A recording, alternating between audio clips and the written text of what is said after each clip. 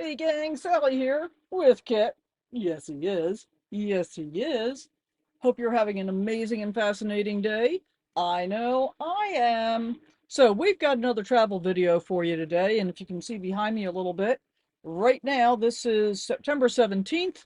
It is about 1:30 in the afternoon. It is 85 degrees outside, and I'm in the northern woods in Maine. It's crazy warm here. Beautiful weather. I'm not complaining about it at all. Having a wonderful time. I'm waiting for the leaves to start turning a little bit more so I can finish my trek north, but that'll be something for another video. In today's video, we've got another travel video for you.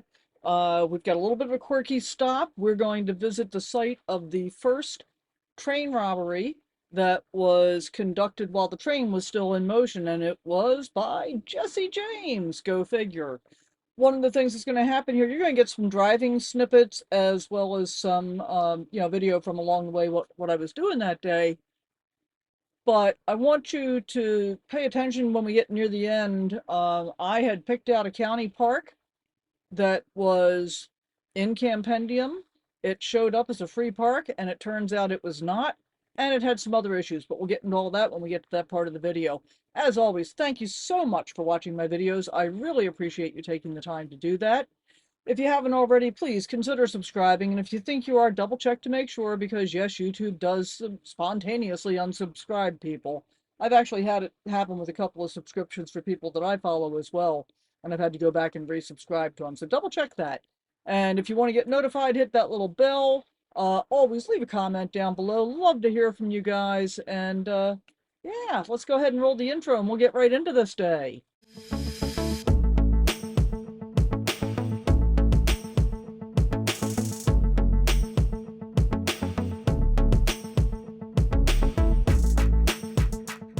Another night, another Walmart.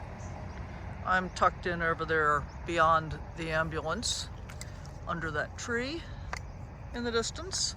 And so we came out for our morning walk. Say hi, Kit. Kit, Kit. Kit. Say hi. You don't want to talk to the people today? Maybe later. Anyway, we got a beautiful morning. Look at this. Beautiful sky, huh? And we looked over here and saw this kind of little pocket park.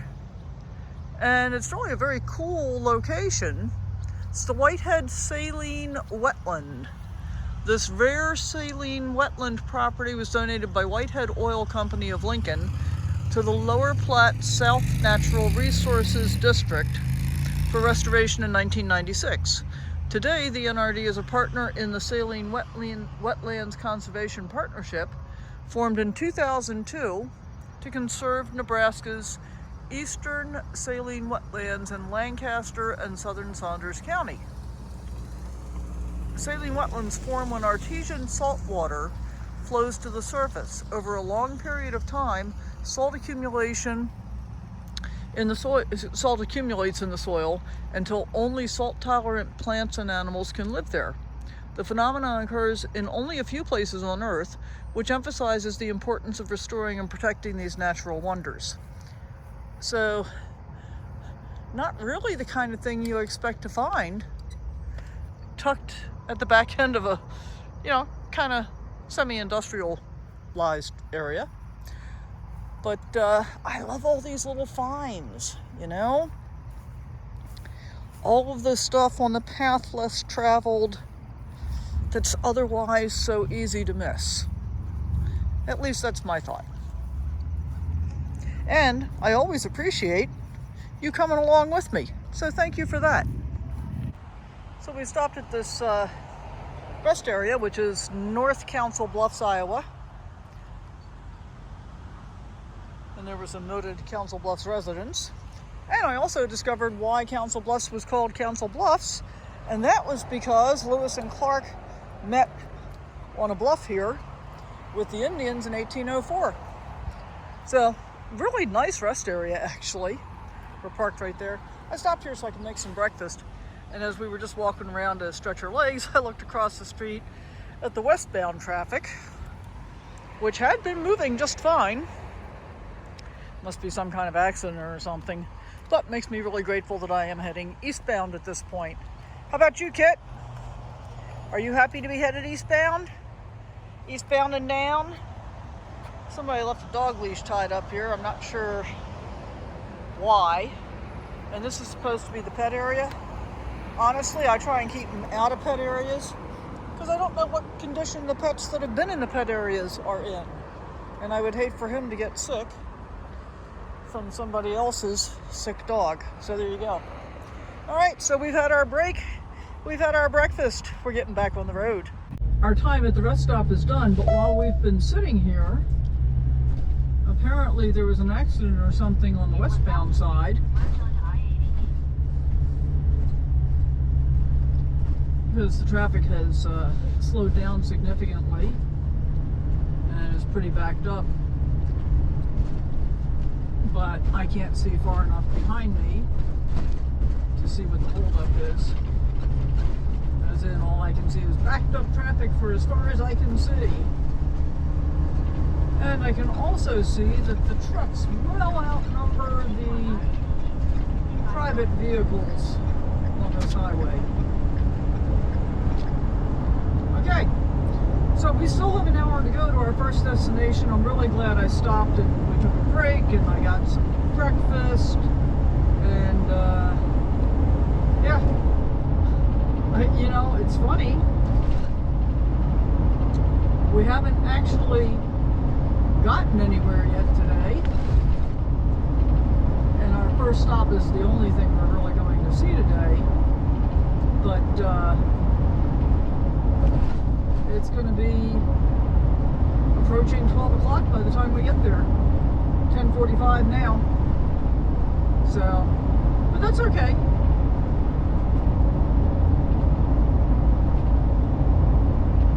I think I'll still be at my camp by 2 o'clock, which is kind of my plan. I want to get in before late in the afternoon so I can get some stuff done. I want to do a little bit of house cleaning. I want to do some video editing. I think I need to do some financial stuff. Yeah, I want to move some things around. So yeah, that's what I got going on. But two things I have just learned, and I'm not going to stop to learn more about them. DeSoto, right here at exit 110, is the birthplace of John Wayne. And I also saw a sign that said tourist information for the bridges of Madison County. So it's Iowa. So that curiosity is satisfied. If I were not trying to lay down the miles relatively quickly to get to Fort Wayne, it would have been totally fun to go explore the bridges of Madison County. That said, that is a difficult thing often to do in a motorhome. For example, I can't drive across the bridges, most likely, because of the height issue. And finding places to turn around can be difficult. I visited some of the covered bridges in Oregon, mostly traveling with a friend of mine in her car and my RV being parked, so that I didn't have the hassle of trying to turn my RV around. Well, except there was a lane shift, but I'm not really seeing it. And we just haven't gotten to it yet. Nice fresh pavement here.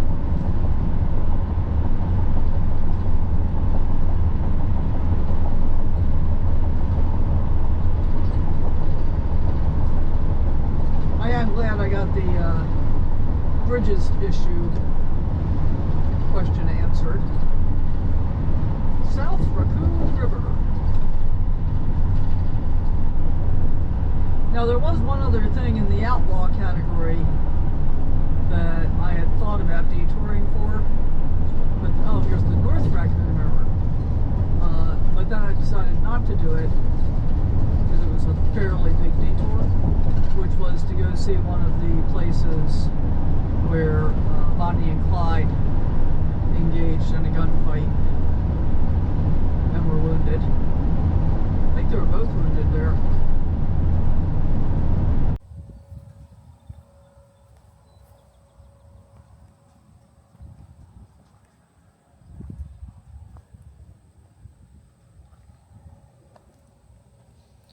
So why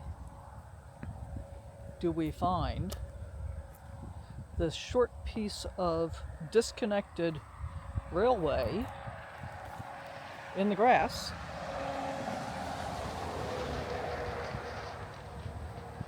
Well, here's why. This is the site where Jesse James committed the first robbery of a moving train on July 21st, 1873. He thought he was going to be super clever and get $75,000 in gold, and in fact sent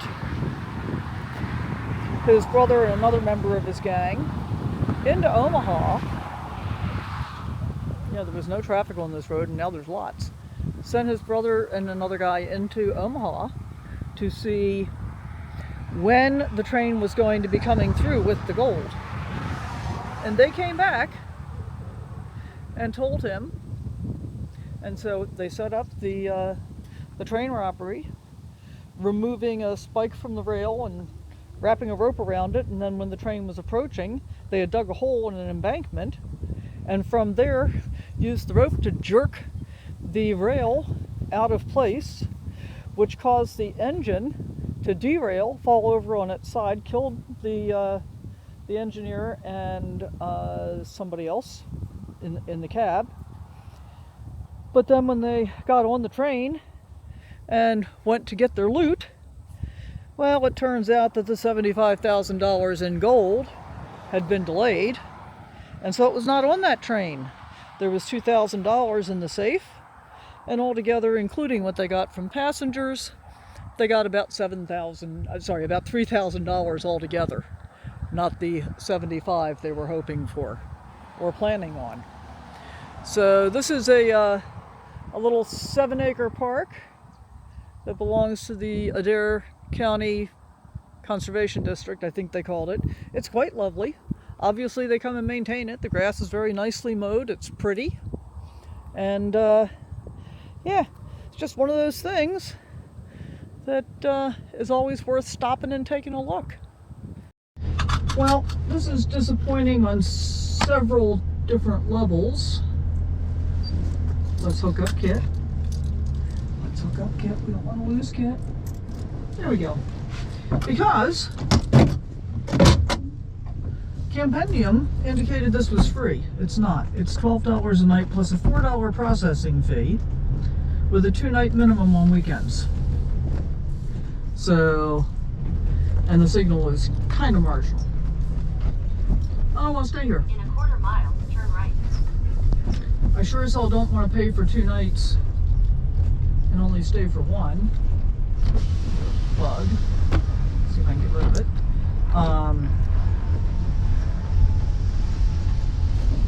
And I guess this was my bad. I probably should have looked at the county website before I got committed to, you know, driving 10 miles outside of town. Beautiful location. And really unlevel too. I mean, I was off by 3 degrees in each direction, which means, you know, best case, I'd still be unlevel.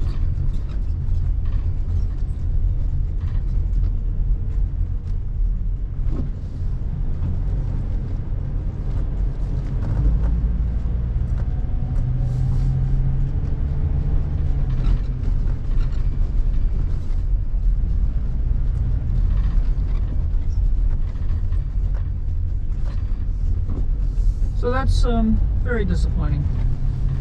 So we're going to retrace our steps. Now we'll be close to 3 o'clock by the time we get back into town.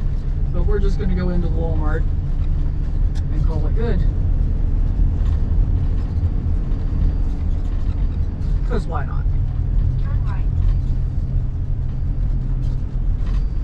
And those water and electric sites in the developed campground were $25 a night. with a 2-night minimum on weekends. Today's Saturday. So we're just going to go with, oh well, you win some, you lose some. Well, the Murphy USA is $3.39 a gallon. We are here at Walmart. I'm going to try this way. The RV that I saw earlier is no longer here, so that's slightly worrisome. However, that spot there looks pretty good, Arrive at your destination. as does this one, although it's probably too slanted.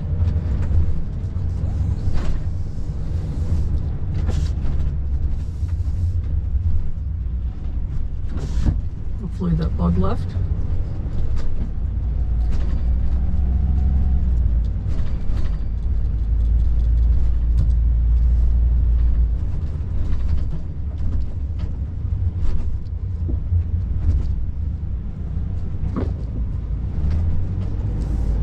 Head east. Well, there appears to be plenty of parking here.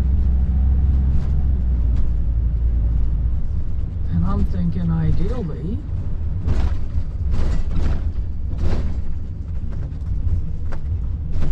like right here is pretty perfect.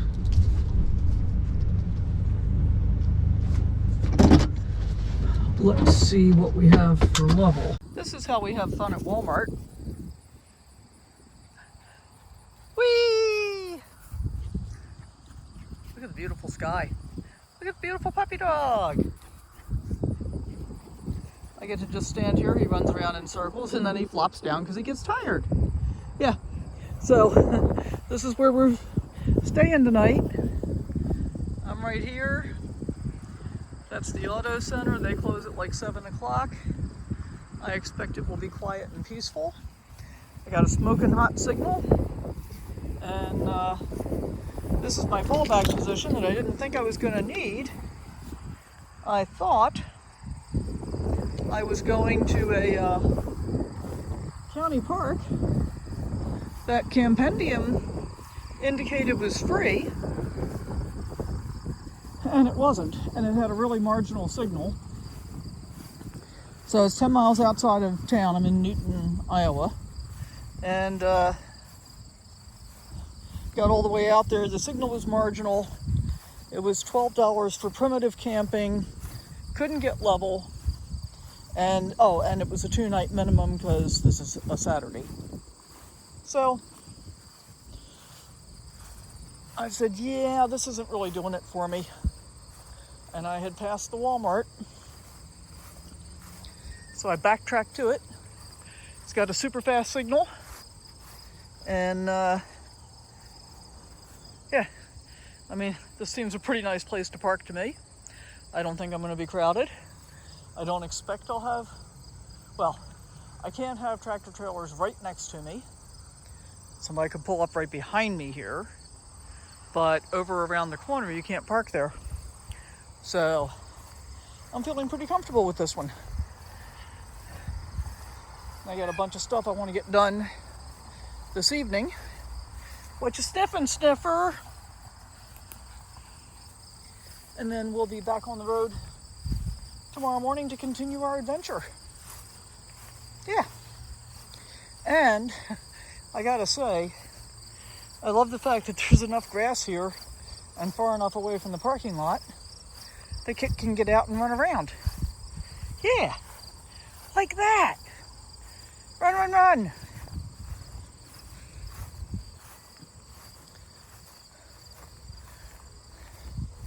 And even though I went to Walmart yesterday and got groceries and stuff, and then I got more at Sam's Club this morning I picked up. I forgot to buy tea bags yesterday. So we're gonna go walk in, get some tea bags, and then go back home and get busy working. Let's get a good picture of the puppy dog. Is that the puppy dog? Hey, Kit. Kit, sit. Good boy. What a good boy you are. You got such a nice smile. All right, guys, we'll see you soon.